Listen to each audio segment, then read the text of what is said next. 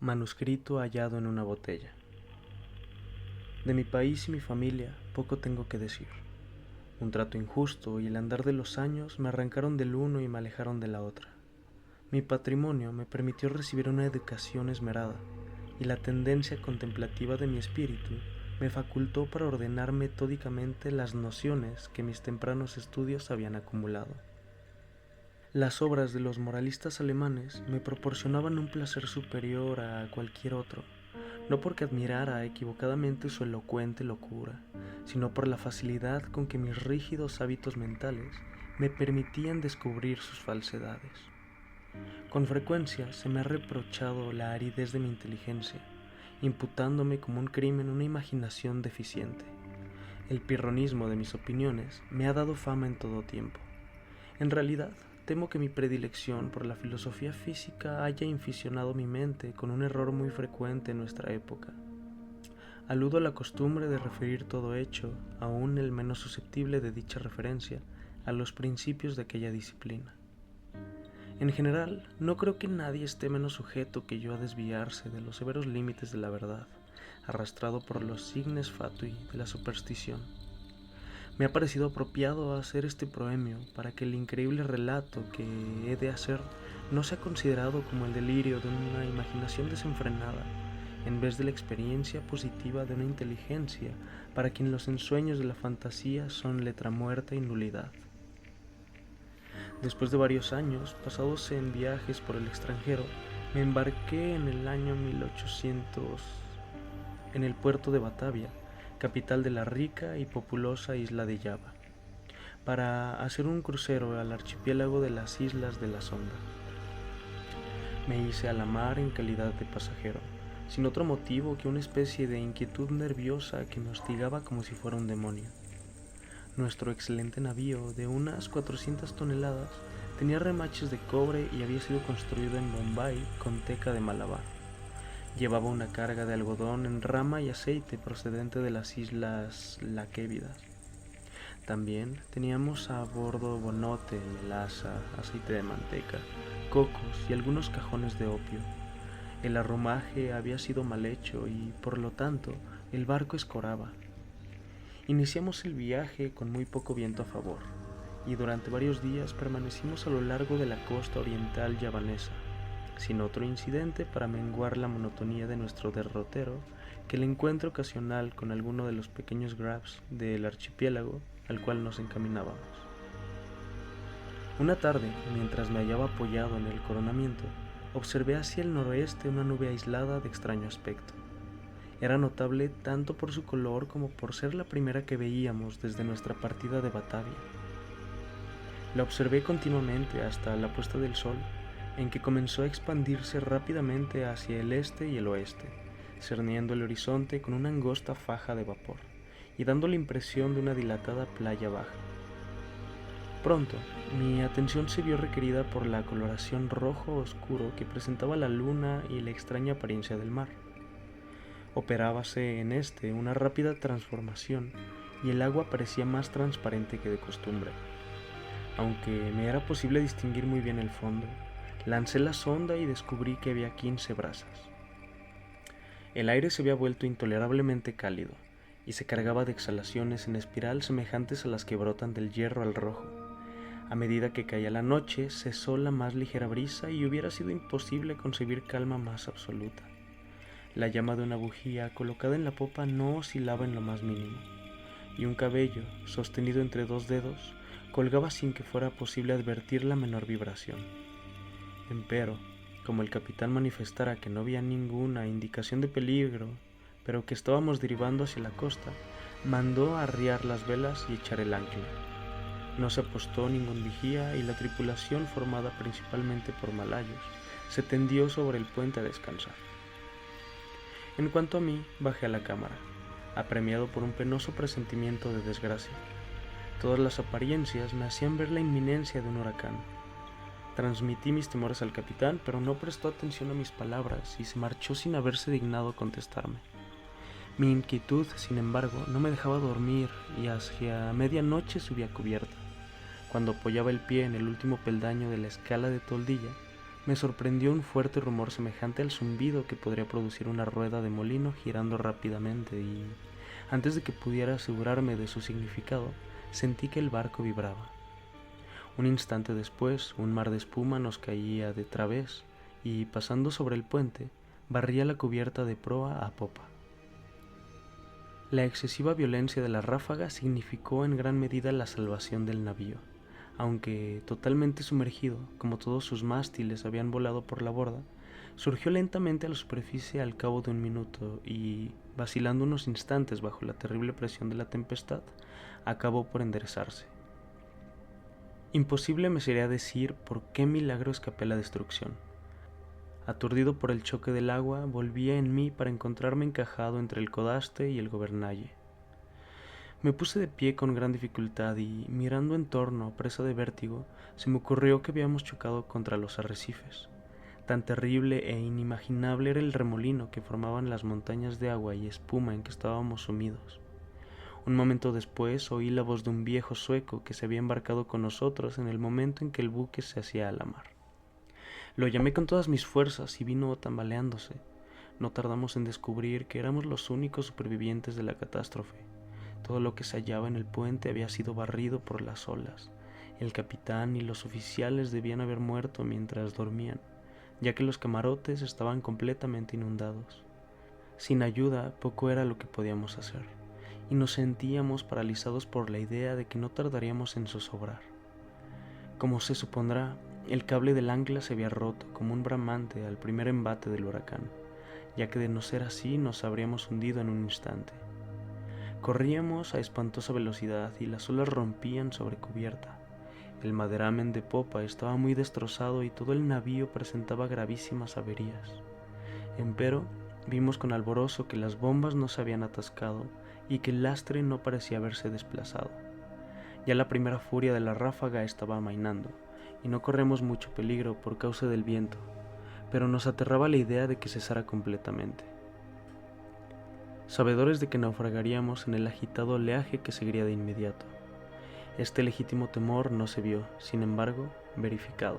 Durante 5 días y 5 noches, durante los cuales nos alimentamos con una pequeña cantidad de melaza de azúcar, trabajosamente obtenida en el castillo de proa, el desmelenado navío corrió a una velocidad que desafiaba toda medida, impulsado por sucesivas ráfagas que, sin igualar la violencia de la primera, eran sin embargo más aterradoras que cualquier otra tempestad que hubiera visto antes. Con pequeñas variantes navegamos durante los primeros 4 días hacia el sur-sudeste y debimos de pasar cerca de la costa de Nueva Holanda. Al 5.º día el tiempo se puso muy frío, aunque el viento había girado un punto hacia el norte. El sol se alzó con una coloración amarillenta y enfermiza y remontó unos pocos grados sobre el horizonte, sin irradiar una luz intensa. No se veían nubes y, sin embargo, el viento arreciaba más y más, soplando con furiosas ráfagas irregulares. Hacia mediodía, hasta donde podíamos calcular la hora, el sol nos llamó de nuevo la atención. No daba luz que mereciera propiamente tal nombre, sino un resplandor apagado y lúgubre, sin reflejos, como si todos sus rayos estuvieran polarizados. Poco antes de hundirse en el henchido mar, su fuego central se extinguió bruscamente, como si un poder inexplicable acabara de apagarlo. Solo quedó un aro pálido y plateado sumergiéndose en el insondable mar. Esperamos en vano la llegada del 6.º día. Para mí ese día no ha llegado, y para el sueco no llegó jamás. Desde aquel momento quedamos envueltos en profundas tinieblas, al punto que no hubiéramos podido ver nada a 20 pasos del barco. La noche eterna continuó rodeándonos, ni siquiera menguada por esa brillantez fosfórica del mar a la cual nos habíamos habituado en los trópicos. Observamos además que, si bien la tempestad continuaba con inflexible violencia, no se observaba ya el oleaje espumoso que nos envolvía antes.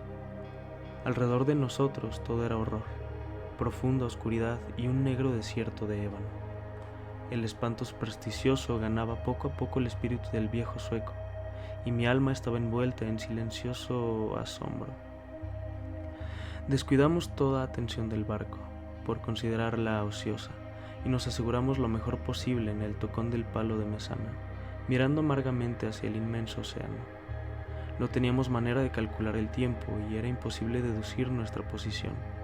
Advertíamos, sin embargo, que llevábamos navegando hacia el sur una distancia mayor que la recorrida por cualquier navegante, y mucho nos asombró no encontrar los habituales obstáculos de hielo. Entretanto, cada minuto amenazaba con ser el último de nuestras vidas, y olas grandes como montañas se precipitaban para aniquilarnos. El oleaje sobrepasaba todo lo que yo había creído. Solo por milagro no zozobrábamos a cada instante. Mi compañero aludió a la ligereza de nuestro cargamento, recordándome las excelentes cualidades del barco. Yo no podía dejar de sentir la total inutilidad de la esperanza y me preparaba tristemente a una muerte que, en mi opinión, no podía ya demorarse más de una hora, puesto que a cada nudo que recorríamos, el oleaje de aquel horrendo mar tenebroso se volvía más y más violento. Por momentos jadeábamos en procura de aire, remontados a una altura superior a la del albatros, y en otros nos mareaba la velocidad del descenso a un infierno líquido, donde el aire parecía estar estancado y ningún sonido turbaba el sueño del kraken. Nos hallábamos en la profundidad de uno de esos abismos, cuando un súbito clamor de mi compañero se alzó horriblemente en la noche. «¡Mire, mire!», me gritaba al oído. «Dios Todopoderoso, mire, mire». Mientras hablaba, advertí un apagado resplandor rojizo que corría por los lados del enorme abismo donde nos habíamos hundido, arrojando una incierta lumbre sobre nuestra cubierta. Alzando los ojos, contemplé un espectáculo que me heló la sangre. A una espantosa elevación inmediatamente por encima de nosotros y al borde mismo de aquel precipicio líquido, se cernía un gigantesco navío, de quizá 4.000 toneladas. Aunque en la cresta de una ola tan enorme que lo sobrepasaba 100 veces en altura, sus medidas excedían las de cualquier barco de línea o de la Compañía de Indias Orientales. Su enorme casco era de un negro profundo y opaco, y no tenía ninguno de los mascarones o adornos propios de un navío. Por las abiertas portañolas asomaba una sola hilera de cañones de bronce, cuyas relucientes superficies reflejaban las luces de innumerables linternas de combate balanceándose en las jarcias. Pero lo que más me llenó de horror y estupefacción fue ver que el barco tenía todas las velas desplegadas en medio de aquel huracán ingobernable y aquel mar sobrenatural. Cuando lo vimos por primera vez, solo se distinguía su proa, mientras lentamente se alzaba sobre el tenebroso y horrible golfo de donde venía. Durante un segundo de inconcebible espanto se mantuvo inmóvil sobre el vertiginoso pináculo, como si estuviera contemplando su propia sublimidad. Luego tembló, vaciló, y lo vimos precipitarse sobre nosotros. No sé qué repentino dominio de mí mismo ganó mi espíritu en aquel instante. Retrocediendo todo lo posible, esperé sin temor la catástrofe que iba a aniquilarnos. Nuestro barco había renunciado ya a luchar y se estaba hundiendo de proa. El choque de la masa descendente lo alcanzó, pues en su estructura ya medio sumergida, y como resultado inevitable me lanzó con violencia irresistible sobre el cordaje del nuevo buque. En el momento en que caí, el barco viró de bordo, y supuse que la confusión reinante me había hecho pasar inadvertido a los ojos de la tripulación. Me abrí camino sin dificultad hasta la escotilla principal, que se hallaba parcialmente abierta, y no tardé en encontrar una oportunidad de esconderme en la cala. No podré explicar la razón de mi conducta. Quizá se debiera al sentimiento de temor que desde el primer momento me habían inspirado los tripulantes de aquel buque. No me atreví a confiarme a individuos que, después de la rápida ojeada que había podido echarles, me producían tanta extrañeza como duda y aprehensión. Me pareció mejor, pues, buscar un escondrijo en la cala. Pronto lo hallé removiendo una pequeña parte del armazón movible, de manera de asegurarme un lugar adecuado entre las enormes cuadernas del navío. Apenas había completado mi trabajo cuando unos pasos en la cala me obligaron a hacer uso del mismo. Desde mi refugio vi venir a un hombre que se movía con pasos débiles e inseguros. No le vi la cara, pero pude observar su apariencia general. En toda su persona se notaban las huellas de una avanzada edad. Le temblaban las rodillas bajo el peso de los años y su cuerpo parecía agobiado por aquella carga. Hablaba consigo mismo, murmurando en voz baja y entrecortado unas palabras de un idioma que no pude comprender, y anduvo tanteando en un rincón entre una pila de singulares instrumentos y viejas cartas de navegación. En su actitud había una extraña mezcla del mal humor de la segunda infancia con la solemne dignidad de un dios. Por fin volví a subir el puente y no lo vi más.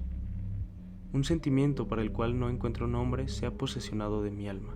Es una sensación que no admite análisis, frente a la cual las lecciones de tiempos pasados no me sirven, y cuya clave me temo que no me será dada por el futuro.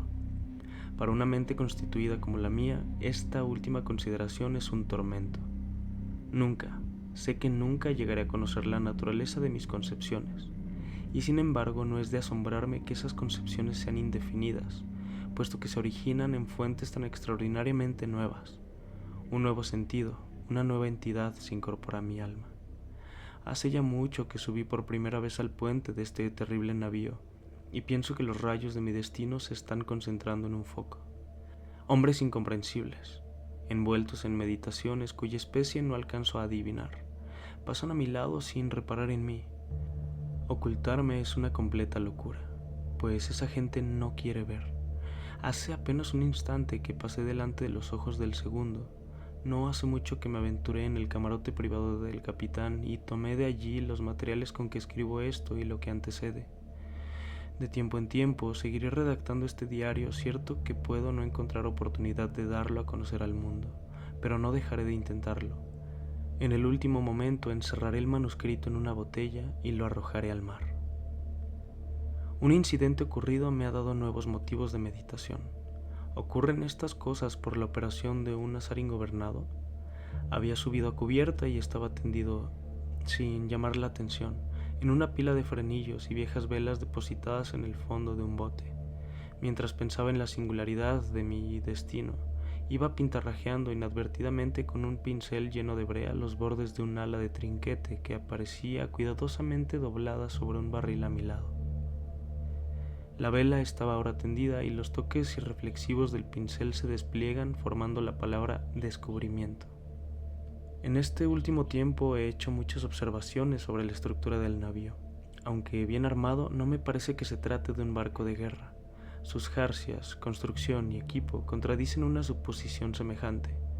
Puedo percibir fácilmente lo que el barco no es. Me temo que no puedo decir lo que es. No sé cómo, pero al escrutar su extraño modelo y su tipo de mástiles, su enorme tamaño y su extraordinario velamen, su proa severamente sencilla y su anticuada popa, por momentos cruza por mi mente una sensación de cosas familiares.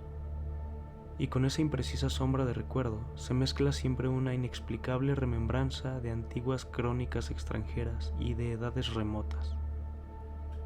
Estuve mirando el maderamen del navío. Está construido con un material que desconozco. Hay en la madera algo extraño que me da la impresión de que no se aplica al propósito a que ha sido destinada. Aludo a su extrema porosidad, que no tiene nada que ver con los daños causados por los gusanos, lo cual es consecuencia de la navegación en estos mares, y con la podredumbre resultante de su edad. Parecerá quizá que esta observación es excesivamente curiosa, pero dicha madera tendría todas las características del roble español, si el roble español fuera dilatado por medios artificiales. Al leer la frase que antecede, viene a mi recuerdo un extraño dicho de un viejo lobo de mar holandés. Tan seguro es, afirmaba siempre que alguien ponía en duda su veracidad, como que hay un mar donde los barcos crecen como el cuerpo viviente de un marino. Hace unas horas me mostré lo bastante osado como para mezclarme con un grupo de tripulantes. No me prestaron la menor atención y, aunque me hallaba en medio de ellos, no dieron ninguna señal de haber reparado en mi presencia. Al igual que el primero que había visto en la cala, todos mostraban señales de una avanzada edad. Sus rodillas achacosas temblaban, sus hombros se doblaban de decrepitud, su piel arrugada temblaba bajo el viento, hablaban con voces bajas, trémulas, quebradas. En sus ojos brillaba el humor de la vejez, y sus grises cabellos se agitaban terriblemente en la tempestad. Alrededor, en toda la cubierta, yacían esparcidos instrumentos matemáticos de la más extraña y anticuada construcción.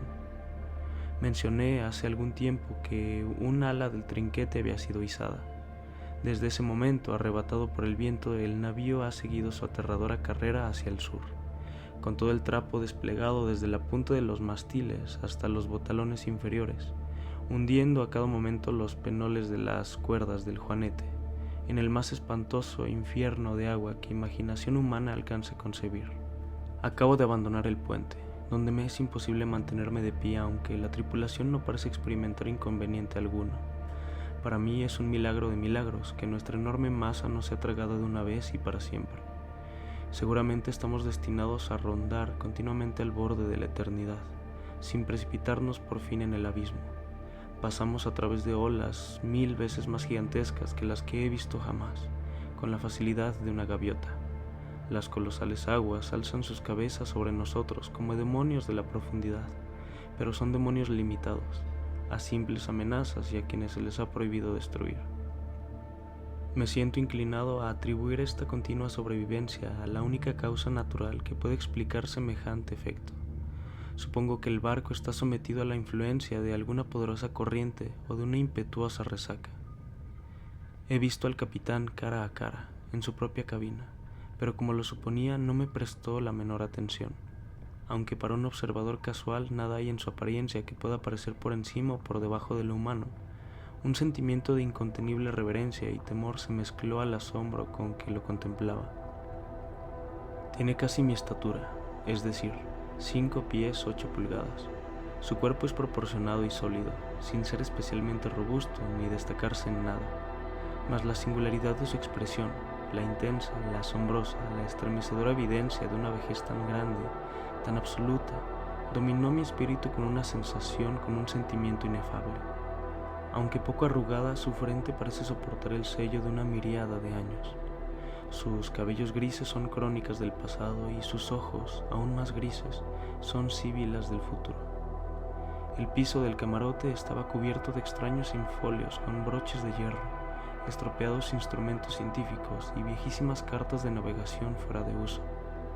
El capitán apoyaba la cabeza en las manos mientras contemplaba con llameantes e inquietos ojos un papel que tomé por una comisión y que en todo caso ostentaba la firma de un monarca. Murmuraba para sí mismo, como lo había hecho el primer marinero a quien vi en la cala, palabras confusas y malhumoradas en un idioma extranjero, y aunque estaba a un paso de mí, su voz parecía llegar a mis oídos desde una milla. El barco y todo lo que contiene está impregnado por el espíritu de la vejez. La tripulación se desliza de aquí para allá, como los fantasmas de siglos sepultados. Sus ojos reflejan un pensar ansioso e intranquilo, y cuando sus dedos se iluminan bajo el extraño resplandor de las linternas de combate, me siento como no me he sentido jamás.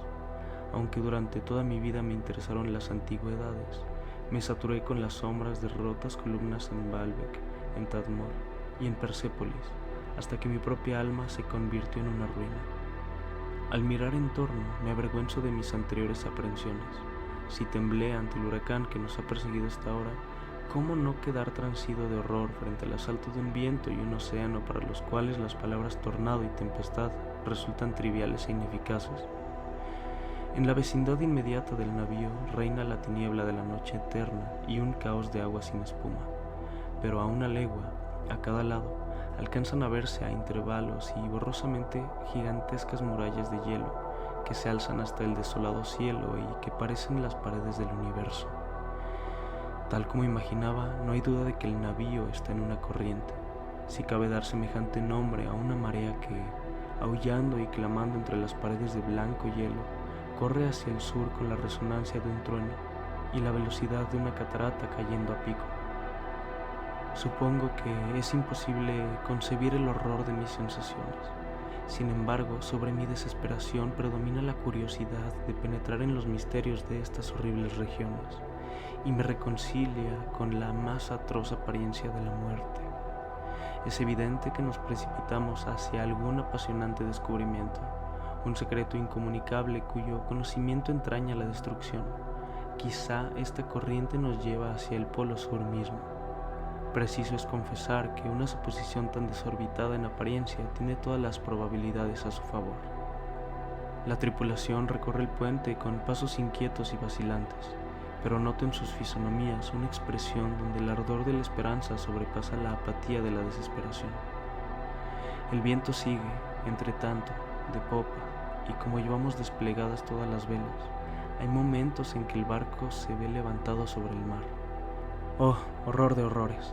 El hielo acaba de abrirse a la derecha y a la izquierda, y estamos girando vertiginosamente en inmensos círculos concéntricos, bordeando un gigantesco anfiteatro cuyas paredes se pierden hacia arriba en la oscuridad y la distancia.